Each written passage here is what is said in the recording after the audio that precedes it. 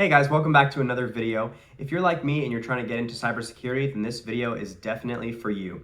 As you probably know, one of the most valuable things you can do in progressing your career is get certifications. So I've been studying. I haven't studied quite as much as I would like to have studied yet, but I'm going to go ahead and take a practice test. And the reason I'm taking this test is not because I think I'm going to score super well on it. I'm expecting to get a 60. I'd be really happy with a 70%, but I want to establish a baseline for what do I need to know. So what I would encourage you to do is take this test along with me, keep track of your own score, and that will give you a baseline and maybe point out some problem areas that you can zone in on later and do some more research. I'm going to be reading every single question and every single answer, so if you want to put this on while you're driving and just listen, you can do that. If you want to follow along at your computer, do that. But let's get right into it. If you guys haven't seen my Network Plus video, I showcased this website called Get Certified for Less. One of the commenters told me that somebody uses this to launder money. I don't know if that's true, but they offer really cheap vouchers. You have to use this voucher within a certain amount of time. That's the catch. However, it is a pretty good discount. So what I might try to do is take the code from this voucher, schedule the exam on the Pearson VUE website, and then reschedule it for a later date that's actually after the date I have to use the voucher. And that could be a workaround to extend the time period for when you have to take the test if you want to just get the $60 off of this $381 certification exam. Without further ado, guys, let's get into these questions, and I hope you can follow along with me and learn a lot. What is an example of a host-based firewall? A firewall configured at the edge of a network, a firewall protecting a web application on a web server, two firewalls creating a DMZ or Windows firewall. So for this one, I'm definitely going to go with D, Windows Firewall. That is a firewall that is built into the host. It is controlled by the host. It's not an external hardware firewall. It's a software-based firewall. Yeah, these other answers are less likely. You could make a case for B, but D is the clearest correct answer. So D, Windows Firewall is correct. All right, moving on to number 2. What might a security engineer deploy in order to entice attackers away from production servers? IDS, which stands for Intrusion Detection System, IPS, which stands for Intrusion Prevention System, Honeypot, which is it's like a dummy computer that you want people to attack, Vulnerability Scanner, which is scanning your own vulnerabilities. I'm going to go with C on this one. Let's see if we got that right. And the answer is correct. It is C. Number 3, what shell command is used to display open network connections? All right, so NS lookup is like a domain name system lookup. Traceroute pings each node between 2 points. Netstat would be the answer to this one, and ping sends an ICMP to a destination. So I'm going with C. All right, easy questions, guys. Come on. Number 4, what utility could be used to discover if a node between a computer and a web server is causing a delay? That our options are ping, NS lookup, traceroute, or netstat. And what do you think it is? It's C. It's traceroute. This question was actually on the Network Plus practice test that I got from the same website. So they're reusing material. But to be fair, the Security Plus does test you on some network-related concepts because you need to know how a network works in order to secure it. What danger does sending clear text passwords over a network pose? None, because usernames are not sent. Landman hash passwords can easily be cracked. They can be used in a pass-the-hash attack. The passwords can be captured with a protocol analyzer. Okay, so these are talking about passwords that have been hashed. This one is just naive. It's D. The answer is D. D. The passwords can be captured with a protocol analyzer. Number 6, an attacker was able to breach a system, contains credit card information, and has begun transferring the data through a covert channel to an external server. What best describes what is occurring? Data loss prevention, not that. Data exfiltration, which is extracting data. Yeah, it's that. PCI DSS is the regulation concerning credit card information, and social engineering is not really involved here, at least not explicitly as detailed. So the answer would be B, data exfiltration. 7, what is a common wireless access point misconfiguration? Multiple access points overlapping. Separate SSID for the guest network. Signal extending well outside the building. WAPs installed out of reach. D is not a problem. B is not a problem. A could be a problem, but C I think is the answer they're looking for, is C, because it basically allows people from outside of the building to look for vulnerabilities and mess with your wireless network, and you don't want that. So 7, I'm looking for C, and that is correct. All right, number 8. An enterprise implemented a system that includes multiple security controls wrapped into a single solution. What type of solution is it? Multiple security controls in one solution? DEP, don't know what that is. HIPS, don't know what that is. That's data loss prevention. UTM would be Unified Threat Management, which is, I believe, the answer for number 8. Let's see. That is correct. All right. If the Security Plus certification exam is as easy as this test, we're all going to pass, guys. So, good job. Good job. A group policy has been implemented to prevent software from running code from non-executable regions of the memory. What technical control is being pushed to the network? Prevent software from running code from non-executable regions of the memory. I actually don't know this one. I spoke too soon, guys. Patch management tools. Patch management tools seems like not it. I don't remember what HIPS and DEP are. I don't think it's application whitelisting. So we got a 50-50 here. I really don't know. So I'm just going to go with HIPS because it sounds cool. And it was also in that other answer. So B for 9. Let's go B for 9. 50%. Oh.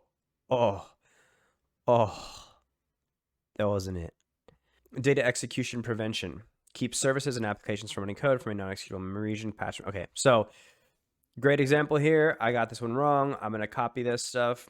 Boom. Put it over here. Number 9, incorrect. Things to look into later. Data execution prevention. All right. Now, later I can go back and look over that list. I'm hopefully going to have some more things in there to look into and just make sure that I know those. Maybe make a flashcard for DEP and put the definition on the back. Get 100%. Get your Security Plus. Become a Chief Information Security Officer in no time, right? Yeah, easy. Number 10, which generation of firewalls saw the addition of stateful inspections? Another stumper for me personally, guys. To be honest, I didn't even know there was different generations of firewalls. So I'm going to guess 3rd because that seems like a good middle ground. It was the 2nd. 2nd generation of firewalls introduced stateful inspection that would analyze the type and purpose of network traffic. Okay. So again, I'm going to copy and paste that lovely information. Boom. All right. Oh, and we got to mark that we got it wrong too. Oh, it hurts. So far we have an 80%, which is a passing grade. So I'm okay with that. Which would not be used for network segmentation? Router, VLAN, firewall, or hub? Router connects different networks together. VLAN is a virtual LAN, so that's network segmentation. Firewalls definitely segment networks. Hub would be the answer for 11. D is hub is correct. Number 12, web security gateways sit on which layer of the OSI model? Ooh, it's been a minute since I looked at the OSI model. We got physical as an option, data link, transport, or application. Web security gateway, I'm going to go with application. It could be transport. It's definitely not data link or physical because those are like within a local area network. So it's got to be transport or application. That is correct. D for number 12 is correct. Number 13, MAC filtering would occur on which layer of the OSI model? Okay, so MAC filtering, the options are data link, network, presentation, or physical. For this one, I'm going with data link. That's basically all things MAC address related, right after physical and before network. So A for 13, that is correct. A for 13, data link. 14, what technique is used to locate rogue wireless access points? Port scanning would be scanning ports. War driving would be driving around looking for wireless access points. Packet sniffing would be inspecting individual packets over a network. Intrusion detection system would be looking for signs of intrusion on your network. So to locate rogue wireless access points, that implies that it's like shadow IT. It's like people are setting up access points when they're not supposed to. So war driving is generally for detecting access points in general, whereas intrusion detection might pick up rogue wireless access points. So it's hard. It's a split for me between B and D, but I think D is more in line with what the question's asking. So D for 14. And no, it's war driving. Okay. War driving is moving about your environment, searching for a wireless signal. Oftentimes using your laptop or wireless device will suffice to discover rogue access points. I got it wrong. Okay, I got it wrong. But I'm not going to review that material because I do understand the concepts there. A penetration tester is performing a port scan on the external side of a client's network. Which of the following best describes what the penetration tester engaging in? This port scan would be passive, sort of passive reconnaissance. No, a port scan would be active reconnaissance because they can see you scanning them. I believe passive reconnaissance would be more like using open source intelligence, OSINT, researching social media profiles and things like that they wouldn't necessarily be able to detect. But a port scan does leave a trail, so it can be done stealthily, but I believe it's considered active reconnaissance. So let's go with B for 15. And that is correct. Okay, so moving on to 16. A pen test team is driving around a corporate campus, mapping wireless networks and access points. What type of attack is currently happening? They're mapping wireless networks and access points. So if they're just mapping them and they're not trying to connect to them, I think that would be considered passive reconnaissance. So that's C for 16. And that is correct. They're not actually engaging with the access points. They're just viewing the SSIDs, let's say. 17, what is it called when an attacker is able to move within a compromised network? That would be if they're able to move. It could be escalation of privilege, but it doesn't explicitly say that they're moving up. It just says move. So I'm going to go with pivot, which is D. Initial exploitation would be when they first gain access, and active reconnaissance would be port scanning, like the previous example. So D for 17. Let's see. That is correct. Pivot occurs when an attacker is able to move from one computer to another within a target network. You could also call this lateral movement. Number 18, what type of attack would most likely come from a nation state in order to gather intelligence and not be noticed? Not be noticed is key here. So A is passive reconnaissance. We have persistence, active reconnaissance, or escalation of privilege. I'm going to go with A. I've already kind of covered this, but A for 18. No. Ooh, what? A nation state. Not be noted. That's not right. They're saying it's persistence. Persistence or advanced persistent threats are generally from nation states conducting long-term attacks. Passive reconnaissance gathers data without engaging target computer systems. Active reconnaissance. Yeah.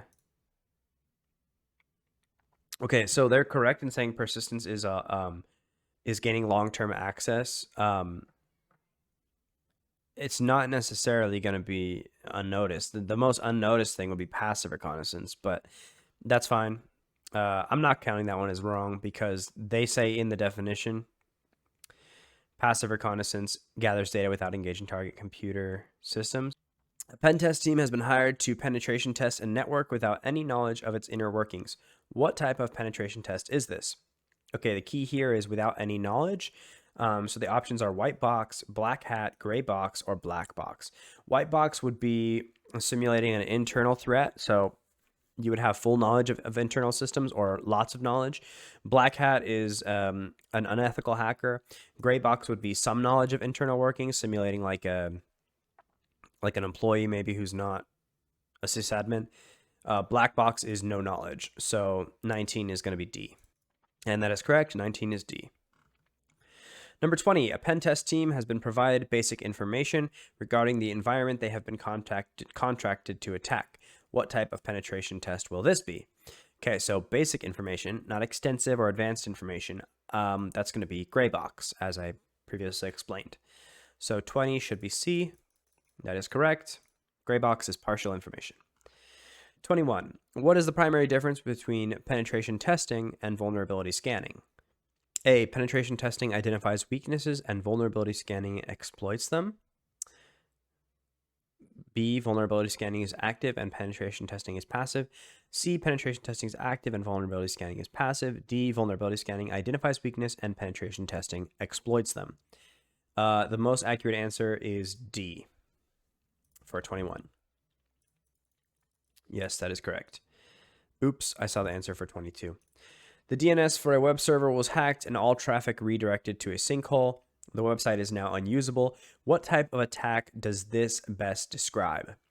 This would be denial of service. So there's distributed denial of service, man in the middle, or buffer overflow. And buffer overflow has to do with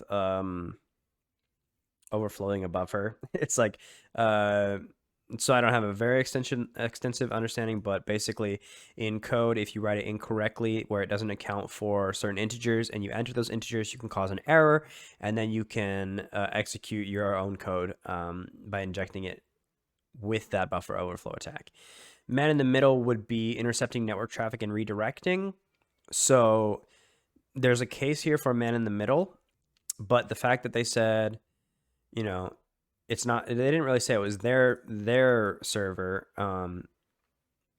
And they also said the website is now unusable, which kind of smacks of a denial of service. Denial of service would be any attack that brings down the service that people are trying to get to. So there's a lot of ways to do a denial of service. A lot of times historically it's been like just flooding the network with traffic so that no one can access it because it's overly congested.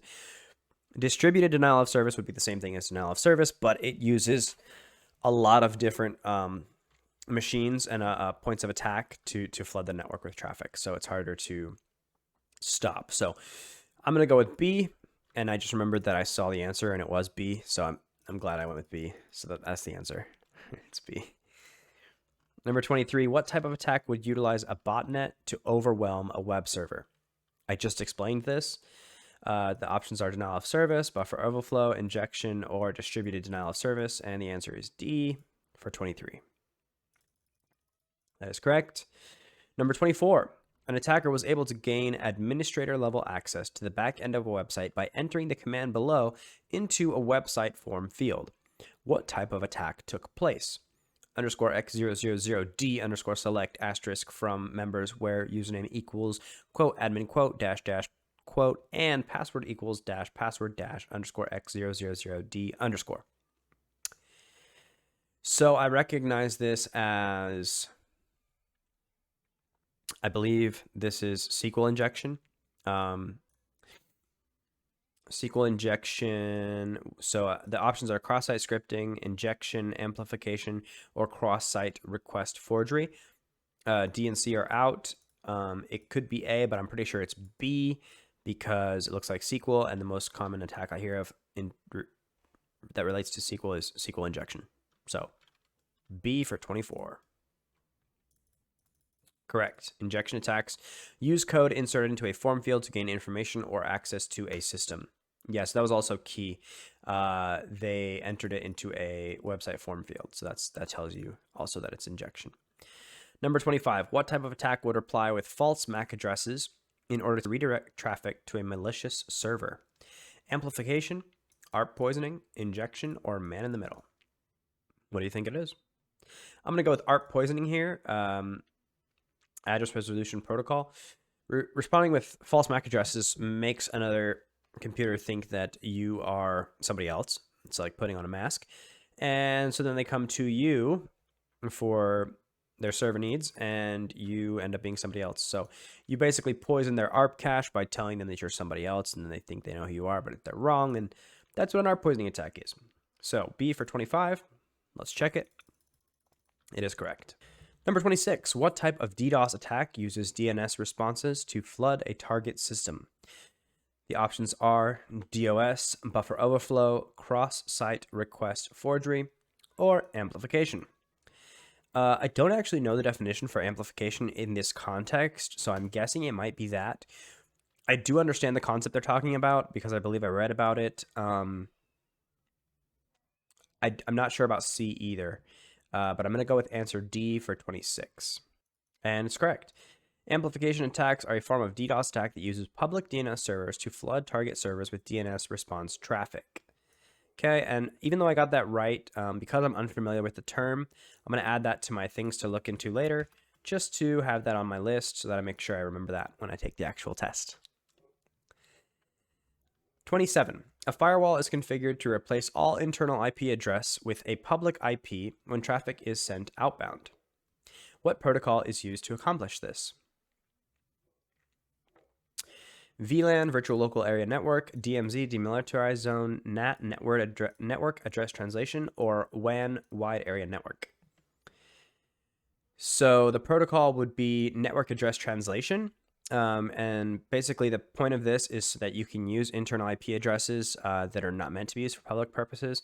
And also it prevents people from outside your firewall from knowing the IP address of your specific machine. So there's some security through obscurity and also privacy.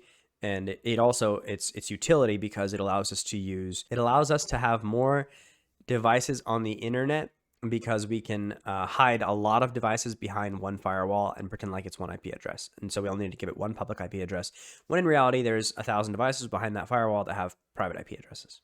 28. What piece of hardware in a laptop can enable hard drive encryption? BYOD, bring your own device. RAID array, something. DLP, data loss prevention, or TPM, trust platform module. So hard drive encryption, that is TPM. I know that just by working with computers. Yeah, I don't know how else to explain that. Basically, you have to enable that, and then you can encrypt your drive. It's like a built-in Windows feature. I'm sure they have it on other platforms as well. Oh, 27 was not. We didn't look at the answer. That was correct. 28D is TPM. Correct. Okay. 29. What technique would not allow specified applications to execute? Application whitelisting, application blacklisting, trusted operating system, or patch management. Application whitelisting would specify applications that are allowed to execute. Application blacklisting would specify applications that are not allowed to execute. So that would be the answer here. 29 is B, and that is correct. Moving on to number 30, PCI DSS requires that all traffic containing credit card data must be segmented away from the rest of the network. What could help segment this portion of the network but still connect to the internet? Okay, so load balancer balances loads, like, for example, between servers.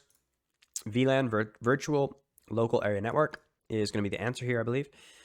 Sandboxing is like running an application inside of a container on an operating system to prevent it from interacting with other things. So that could be, you could make a case for sandboxing here as the answer. Hub is just a networking device that blasts whatever it hears to everyone. I'm going to guess B for this one on number 30. And that is correct. Don't look at the answer for the next one. And that is correct. Okay. Which physical security control would probably not deter social engineering? A Faraday cage, man traps, paper shredder, or a screen filter? Screen filter would work because one form of social engineering is shoulder surfing, and that's harder to do if someone has a screen filter on. Paper shredder could work because you could consider dumpster diving as a form of social engineering. Man traps could also work because another form of social engineering is piggybacking, where you follow someone in the door. A man trap is where there's two locked doors very close to each other, and so if you're trying to follow someone in, there's usually a rule with a man trap that you can only have one person in there at a time, so no one would be able to piggyback on you, or if they did and you saw them in the man trap, then you might be more suspicious of them. Faraday cage is like a wire mesh cage you put over a device to reduce radio waves. It just like make you have worse Wi-Fi connections and stuff. So that has nothing to do with social engineering. So 31, the answer is A, I believe. And I'm correct. It's correct, yes. 32, what best describes the distinct difference of a type 1 hypervisor? There's type 1 and type 2. One of them runs directly on the hardware. That's bare bones. I believe that's type 1. Type 2 is run from the OS. I don't know what it means by manages VM. I feel like they both do that. If I'm right in thinking type 1 is the bare metal one, then it might be the one that's embedded in firmware. But I'm going to guess C for 32. Let's see. That is correct. C for 32. Embedded in firmware type 1 hypervisor is run directly from the hardware and is not dependent on any particular OS. So an example of this would be like ESXi. Install that directly on the computer. An example of a type 2 would be like Windows Hyper-V or Oracle's VirtualBox. You install those inside of Windows or inside of Mac to run the virtual machine from there. Number 33, which development environment mirrors the production environment as closely as possible? Development environment mirrors the production environment as closely as possible. The production environment, a sandbox, a test, or staging. These are very terse options. It's not production, and I don't think it's staging. I mean, a test could closely mirror it, but I'm going to guess sandbox. That sounds like a more technical term. So I'm guessing sandbox B for number 33. And I was wrong. It's staging. Staging environments mirror production in order to test the code immediately before deployment to ensure no damage will be caused to the production environment. So that is the first one we've gotten wrong in a while. At least the first one that I'm counting that we got wrong in a while. And I'm going to add the answer here so that I can look over that later. So we've gotten 4 wrong out of 33. That's not bad. How are you guys doing? Number 34, which protocol was created to replace PAP and pass client credentials over public networks? I have no idea on this one. This is something that I know I need to study, is the authentication protocols. So this will just help me to get in there. I like skimmed the section. I didn't read it very carefully, but PAP, I want to say chap because it rhymes. So I'm going to go with B for 34. That is right. Awesome. So challenge handshake authentication protocol is more secure than password authentication protocol and is used to pass client credentials securely over a public network. All right, cool. So PAP turned into CHAP. It evolved.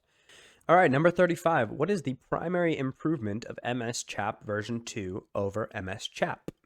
Again, not sure. Totally going to guess. I'm going to go with C, single sign-on, because that's a somewhat recent development. I think A is related to Kerberos, and it's not D. And B, I don't know. It could be B as well, but I'm going to guess C for 35. It was B. MS CHAP version 2 adds mutual authentication to MS CHAP. Okay, that's not really helpful, but I'm going to put that on my study list nonetheless and make sure I look into it more later. 36. Which agnostic remote authentication protocol is primarily used for dial-in users? The options are OpenID Connect, MS CHAP, or Radius, or TACAX Plus. I believe it's TACAX Plus because I had a question similar to this on another practice test. And that's all I know. It also could be Radius. I don't think it's either of these two. I was wrong. It's Radius. Remote authentication. Oh, that's literally what it stands for. Okay. Remote authentication dial-in user service, Radius, is used as a central authentication service for remote users. All right. So definitely finding that I'm weak on the authentication protocols and definitely need to study those some more. So that's good. Good for me to know. Maybe you missed some of the other ones. Maybe you missed some of the networking questions or some of the other things. Just giving you an area to hone in on so you can get that sweet, sweet Security Plus certification exam. I mean, certification. What authentication layer can be added to OAuth 2.0 to verify the identity of end users? Okay, NTLM, MS CHAP, SAML, or OpenID Connect. I'm going to guess. I'm really guessing on these guys.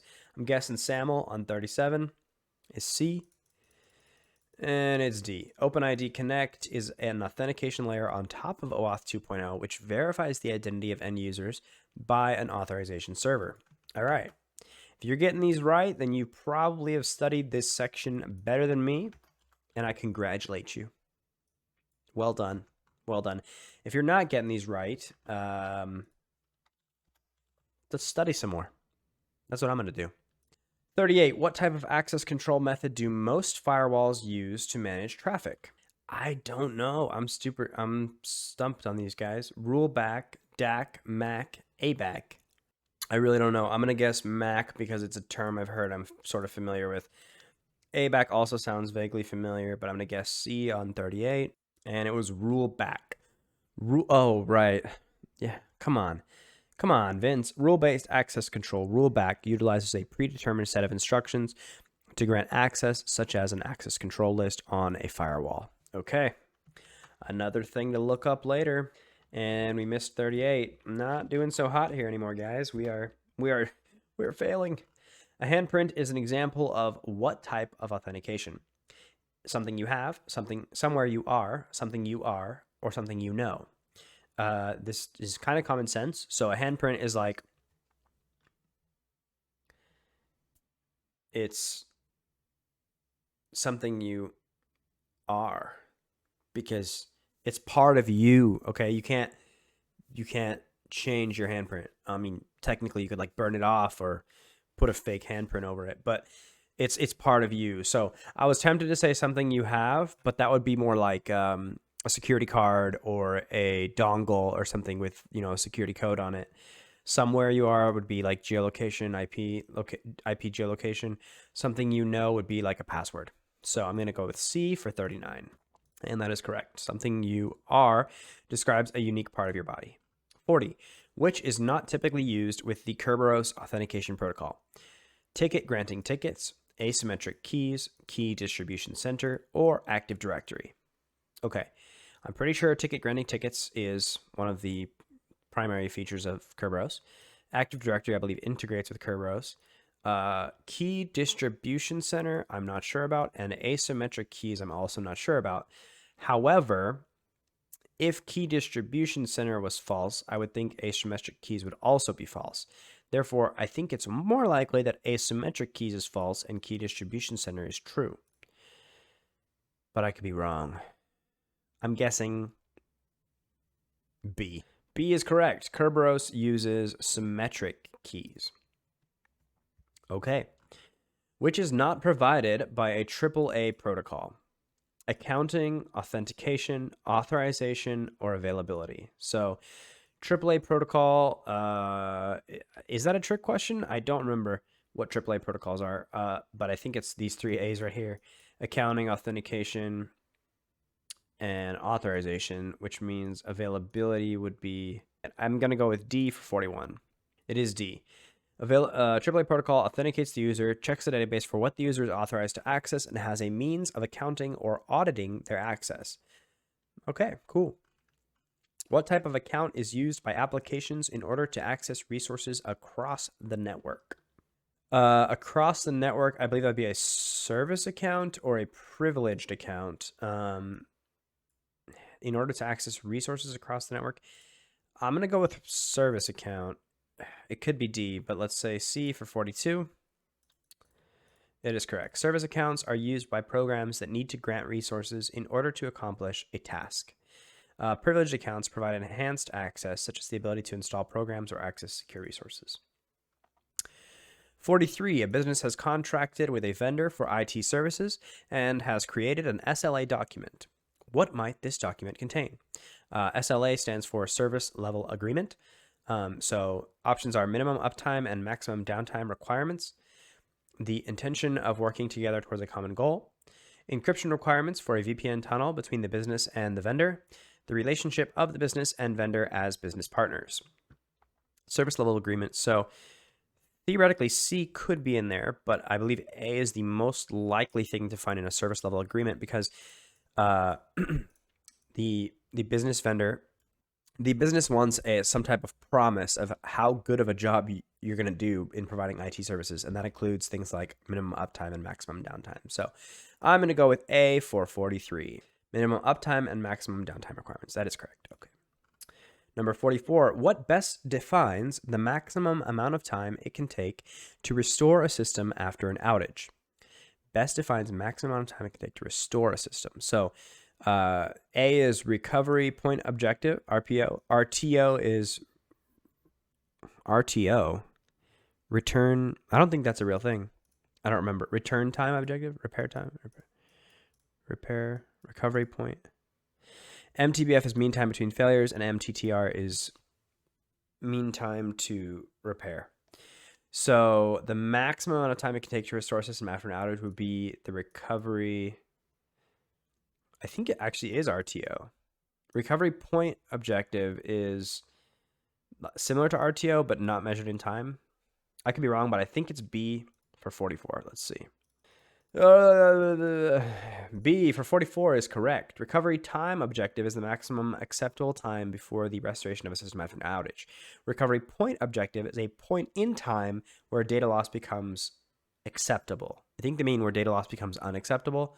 It's kind of weird because recovery point objective is like the point at the end of recovery time objective, if that makes sense. So look into that if you don't understand it. I'm sure someone can explain it better than that. What best describes, number 45, what best describes what a recovery point objective details? The average time it takes to recover and restore a system. Okay, that's literally the question we just had. And they gave us the answer within the description. So the maximum acceptable time before the restoration of a system, the average time before a system may fail, the point in time where data loss becomes acceptable. I'm going to go with D because that's the explanation they give us in the answers for the previous question. 45 is D. That is correct. Okay. 46. What decision tool would be used to identify what PII or personal identifiable information is being collected and how it's being used? A is PIA, B is RPO, C is PTA, D is BIA. What decision tool would be identified to be used to identify what PII is being collected and how it's being used? I believe recovery point objective, parent teacher association, business impact analysis. I think it's BIA for 46. I believe its answer is D. I learned this in college, actually, when I was studying for my bachelor's. I think that's right. If that's wrong. 46 is PIA, privacy impact assessment. Okay. Clearly, I didn't learn that much in college. A privacy impact assessment is used to identify privacy risks as well as mitigate them. All right, 47. An international organization has offices in what is now a war zone. What type of threat assessment would this have covered? Environmental, external, man-made, or internal? This would be an external threat. Technically, it's man-made because it's war. So I'm not sure what they're looking for exactly. I'm going to go with external. It is C, man-made. A war zone would be man-made threat. External threats are outside parties interested in attacking an organization. Okay, that's fair. I got that one wrong.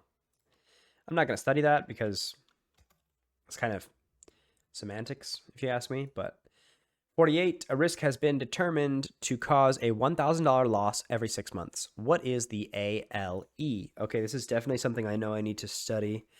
The ALE is the... I don't even remember what it stands for. I know I went over it in classes, but ALE... Let's just do some math and see if we can arrive at one of these numbers. Annual loss expectation. So that would be $2,000 if it was $1,000 every 6 months. So I'm going to guess D for 48. The options are 500, 12,000, 6,000, or 2,000.